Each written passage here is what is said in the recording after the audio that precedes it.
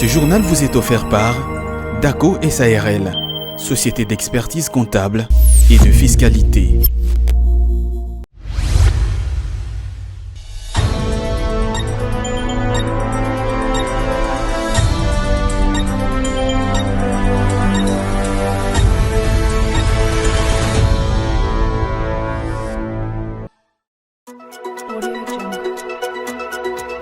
Il s'est ouvert ce mercredi 25 juin 2025 à Hilton Hotel de Kinshasa, la deuxième édition du Forum du secteur financier en République démocratique du Congo, placé sous les thèmes « Libérons le potentiel financier de la RDC, une industrie financière compétitive, innovante, inclusive et souveraine ». Ce forum se veut être révélateur et catalyseur de l'écosystème financier du pays en mettant en lumière les potentialités économiques et financières de la RDC.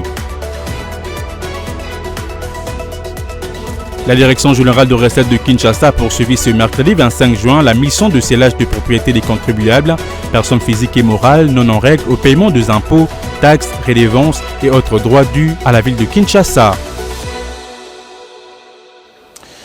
Bienvenue mesdames et messieurs dans cette grande édition du journal sur Ecofin Télévision. La première ministre Judith Suminwa et le ministre de la Communication et Médias Patrick Muyaya se sont rendus mardi 24 juin au Japon dans le cadre de l'exposition universelle d'Osaka qui se tient du 23 au 30 juin.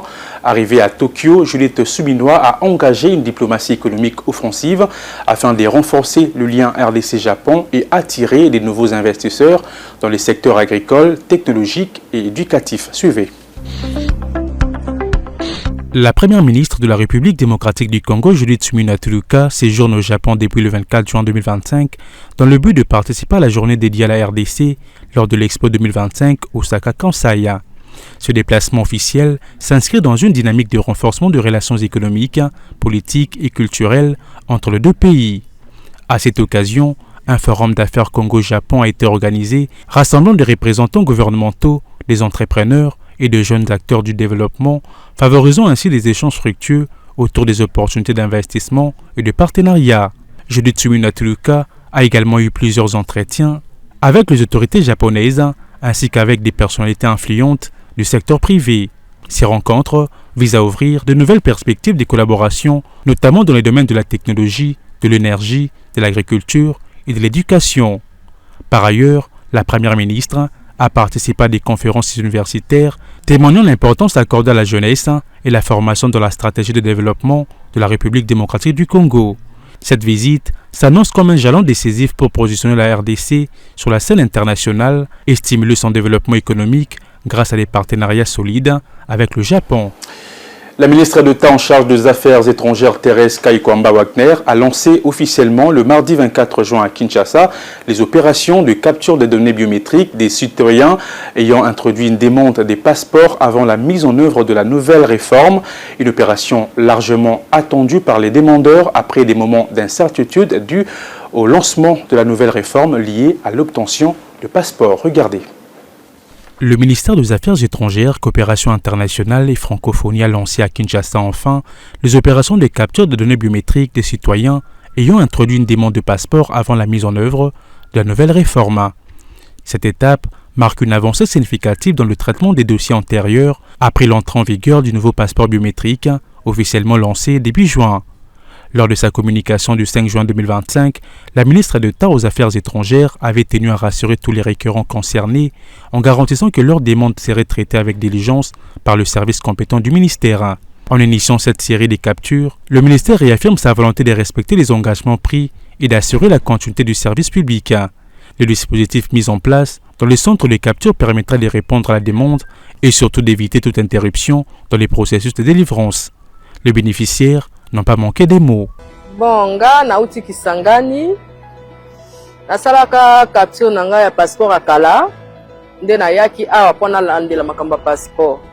Meto okuta passeport akala, eza lisute to comme na passeport asika. Yango natikaki numéro ya téléphone, ba ipsanga ki ba obenga ngai. Nde babenga lelo pona ko sala capture na passeport asika. Te basenga mbongo te. Ya pamba Donc na futi eloko moko te.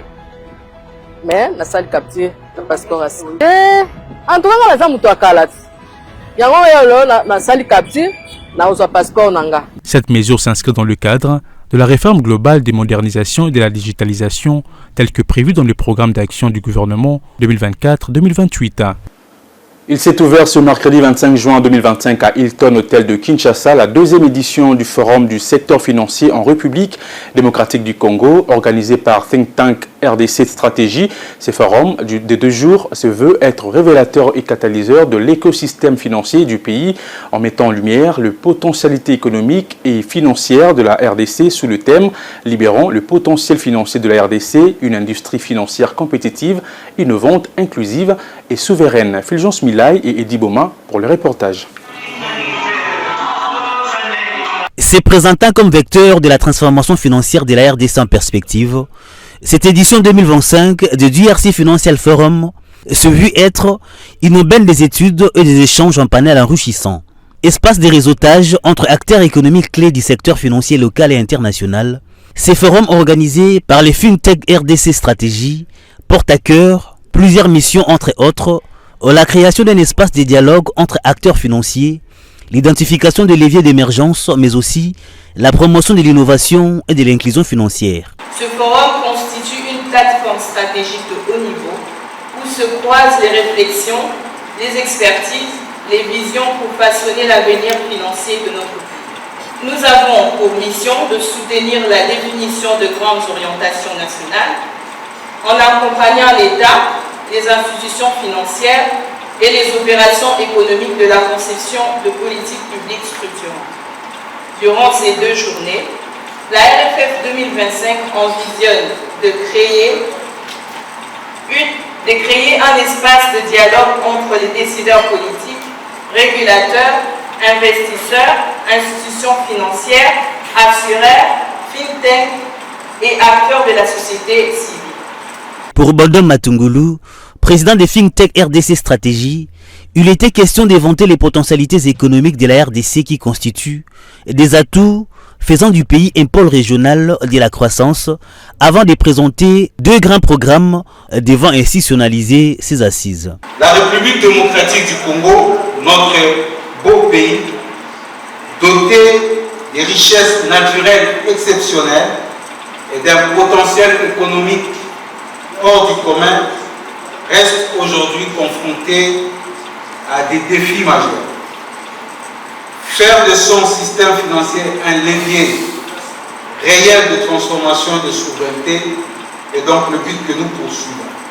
Tout l'enjeu de la RDC Financial Forum RFF 2025, initié par le FinTech RDC Stratégie, qui se veut être un espace de réflexion stratégique et d'action concrète pour repositionner le secteur financier comme un vecteur central de transformation économique et de souveraineté nationale. Je suis heureux de vous présenter 2 grands projets structurants. Le Financial Award RDC, le Financial Capacity Building Programme. Durant 2 jours, ce forum qui se base sur la libération du potentiel financier de la RDC réunira des recommandations à l'intention des autorités compétentes. Toujours dans ce même chapitre, représentant le ministre de Finances empêché au cours de cette 2e édition du Forum du secteur financier de la République démocratique du Congo, Alain Malata, son directeur de cabinet, a dans son discours détaillé l'importance de la modernisation du secteur financier de la RDC avec des innovations sur les numériques, notamment la FinTech. Il a de plus rappelé les réformes déjà engagées par son ministère, entre autres la lutte contre le blanchiment des capitaux, en appelant à une collaboration franche et l'appropriation de ces forums par les acteurs économiques. On l'écoute. Ce thème, loin d'être un simple slogan, est aussi un appel à l'action collective, comme venait de le souligner le président Matungulu. Il reflète en fait une conviction partagée, c'est-à-dire celle d'une finance qui est un levier essentiel de notre souveraineté économique, de notre prospérité, ainsi que de la transformation structurelle de l'économie congolaise. C'est dans ce cadre qu'il est important de moderniser, d'ouvrir et de réinventer notre industrie financière afin qu'elle devienne un véritable catalyseur du développement durable, de résilience et d'équilibre. Pour y parvenir, la vision qui a été présentée et qui est soutenue par son excellence Monsieur le ministre des Finances et celle d'une finance compétitive, c'est-à-dire qui est capable de renforcer la gouvernance, la transparence, l'efficacité des institutions financières, des marchés, ainsi que d'offrir des produits de qualité pour l'épargne. Dans un autre chapitre placé sous le thème « La pratique des attractifs en Afrique face aux enjeux de développement », le Forum africain du droit des ressources naturelles s'est ouvert le mardi 24 juin à Douala, au Cameroun. Présent à ses assises pour les comptes de la RDC, les députés nationaux et membres de la commission Environnement, Tourisme, Ressources naturelles et Développement durable à l'Assemblée nationale, Willy Michiki, estime que l'Afrique doit miser sur l'expertise locale pour la transformation de ses ressources. Jonathan Makila nous en dit plus. Le Forum africain du droit des ressources naturelles, qui se tient à Douala au Cameroun, vise à améliorer la pratique de la négociation et de la rédaction des contrats miniers tout en renforçant les capacités des acteurs concernés. Ces assises réunissent des experts, des représentants politiques, des scientifiques ainsi que des communautés affectées par l'exploitation des ressources naturelles afin d'analyser les politiques extractives actuelles et d'envisager des réformes durables. Représentant la RDC, les députés nationaux et membres de la commission Environnement, Tourisme, Ressources naturelles et Développement durable de l'Assemblée nationale, Willy Michiki, estime que les continents doivent miser sur l'expertise locale pour la transformation des ressources naturelles. Notre économie dans la plupart des pays africains repose sur les ressources naturelles. Mais il y a un paradoxe que nous avons toujours décrit, c'est que les ressources naturelles ne profitent pas à la population. Les ressources naturelles ne sont pas transformées en richesse. Et l'une des causes, à travers les exposés qu'on a suivis ce matin, c'est la technique d'élaboration des contrats. Étant qu'un pays comme la RDC, qui regorge beaucoup de ressources naturelles et dont le budget dépend à 80% du secteur des ressources naturelles, nous devons envisager des techniques aujourd'hui qui pourraient déjà, dès la signature des contrats, qu'on puisse voir comment ces contrats-là seront ficelés. Ces forums mettent également en lumière la pratique contractuelle dominante en Afrique où les États producteurs des ressources naturelles s'engagent majoritairement via des accords négociés. Il convient de rappeler que la clôture de ces assises interviendra le 27 juin prochain. Je l'annonce au sommaire de ces journaux. Pour non-paiement des actes générateurs de recettes, la Direction générale de recettes de Kinshasa a poursuivi le mercredi 25 juin 2025 la mission de scellage des propriétés des contribuables, personnes physiques et morales non en règle au paiement des impôts, taxes, redevances et autres droits dus à la ville de Kinshasa. Betty Tanfoumou en parle dans ses commentaires.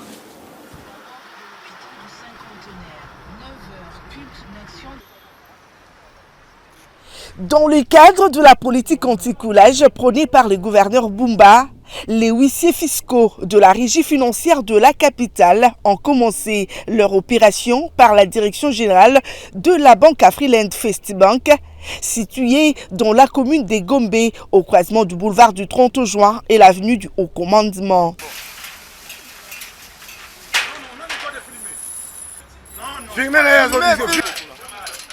Sur place, après résistance, la banque a été scellée pour non-paiement des actes générateurs de recettes dont elle fait l'objet. Juste après, les missionnaires se sont rendus dans la commune de Kassavubu où ils ont procédé au scellage d'une maison de vente de pièces de rechange et également une salle de fête située au rond-point Kipwanza, toujours dans la commune de Kassavubu. La régie financière de Kinshasa appelle les contribuables à régulariser leur situation car la mission de scellage lancée en début de semaine se poursuit sur toute l'étendue de la ville de Kinshasa. Rappelons que cette régie financière avait précédemment scellé UBA pour le même grief. Quittons la ville de Kinshasa pour le Lualaba. La modernisation des infrastructures routières poursuit son cours dans la province du Lualaba à Kolwezi. Les avenues du quartier latin dans la commune des Manika sont progressivement asphaltées. Les usagers remercient le chef de l'État qui, par le biais du gouvernement Masuka, manifeste une ferme volonté d'améliorer leurs conditions de vie. Suivez. Malgré les nombreux ouvrages inaugurés récemment par les chefs de l'État, Félix Antoine Tshisekedi, la province du Lualaba continue de se positionner comme un grand chantier à ciel ouvert en matière d'infrastructures. Des bâtiments aux infrastructures routières, rien n'est épargné pour redorer la capitale mondiale du cobalt. Au quartier latin, la gouverneure Fifi Masuka Saini y a initié un projet routier d'envergure. Au moins 18 km des routes seront asphaltées dans ce quartier résidentiel. Certaines avenues, notamment des cimetières, Célébrey, Manika, Kouloumajiba et bien d'autres, ont déjà reçu leur couche d'asphalte. Quant à d'autres, les ouvriers sont actuellement à l'étape du décaissement et de la pose de la couche de base, tandis que certaines sont déjà construites en terre battue. Pour protéger ces routes de leur ennemi naturel qui est l'eau, des caniveaux sont construits simultanément. Ces drains ont une largeur supérieure d'1 mètre avec une largeur inférieure de 25 cm et une hauteur de 75 cm. Les usagers ont exprimé leur gratitude envers la chef de l'exécutif provincial, l'encourageant à poursuivre ses efforts de développement de cette partie de la RDC. Tunaanza kuhangaika kupita hii barabara hata kufika hapa ma serikali hapa banatengeneza barabara inakuwa ya bien. Mama Vita muremercier ndio endeleshe kupaka hivi. Turukuya tunateswa sana na mabalabala, mais tunafelicite mama Fifi Masuka anatutengeneza kwa barabara hapa Kameme, tunaanza kutumika kwa bien. Merci sana en tout cas, vraiment endeleshe paka vile. Bon, leo tunaona evolution. Avenir tellement ilikuwa bizarre. Dans kipike potopoto, baba wao masomo meni mateso. Mais aujourd'hui, nangaria bafanya kwa effort tukia goudron, tunaremercier sana. En initiant ces projets, la gouverneure Fifi Masuka Saini entend décongestionner les principales artères et améliorer les conditions de mobilité de ses administrés. Et pour terminer, revenons à Kinshasa. La ville est en période de saison sèche et celle-ci laisse apparaître une certaine catégorie de fruits qui inondent le marché en entraînant une baisse de prix considérable. C'est le cas entre autres de pastèques et des oranges dont le prix connaissent déjà une tendance baissière dans les différents centres de négoce de la capitale congolaise. Un fait constaté par nos reporters Divine Mwinde et Ruben Manata ce mercredi 25 juin au marché Zigida. Suivez. À Kinshasa, capitale de la République démocratique du Congo, la saison sèche laisse apparaître une certaine catégorie de fruits saisonniers, notamment les oranges, les pastèques, les ananas et autres. Des fruits qui viennent remplacer les mangues, les mangoustas ou le goyave qui, eux, apparaissent durant la saison de pluie.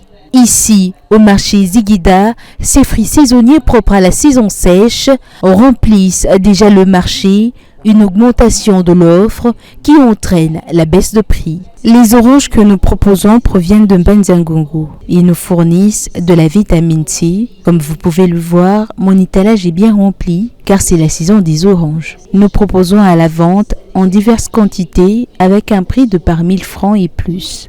La saison sèche a favorisé son prix sur le marché. Je vends les pastèques. Durant la saison sèche, elles sont bénéfiques pour les reins et l'estomac. J'en propose à partir de 15 000 francs et plus. La production des pastèques est facilitée par la saison sèche, ce qui entraîne une légère diminution des prix sur le marché. À Kinshasa, ces fruits propres à la saison sèche proviennent principalement de la localité de Mbanzangongo, dans la province du Congo central. Les consommateurs sont ainsi encouragés à profiter de cette période de baisse de prix pour faire le plein. Prenons à présent la revue de presse des journaux parus ce mercredi dans la ville de Kinshasa.